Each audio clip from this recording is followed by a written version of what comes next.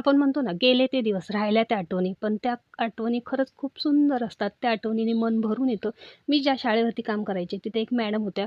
त्या बटाट्याची भाजी एवढी सुंदर करून आणायच्या, त्याची चव अजूनही माझ्या जिभेवरती रेंगाळते. तर आज तशाच पद्धतीने इथे मी भाजी करण्याचा प्रयत्न केलेला आहे आणि ही भाजीसुद्धा अगदी त्याच चवीची झालेली आहे. खूप सुंदर झालेली होती. तर इथे 2 बटाटे मी शिजवून घेतले. ते बटाटे स्मॅश करून घेतले. पुन्हा कढईमध्ये तेल घातलं, त्याच्यामध्ये खडे मसाले घातले, आलं लसणाची पेस्ट घातली, एक बारीक चिरून कांदा घालून घेतलेला आहे. माझ्याकडे कोथिंबीर आणि लसणाची पेस्ट होती ती घालून घेतली. पुन्हा त्याच्यामध्ये 1 चमचा गरम मसाला, 1 चमचा धना पावडर, 1 चमचा जिरा पावडर, 1 चमचा लाल तिखट घातलं आणि बटाटे घातले स्मॅश केले आणि छान सगळं मिक्स करून घेतलं.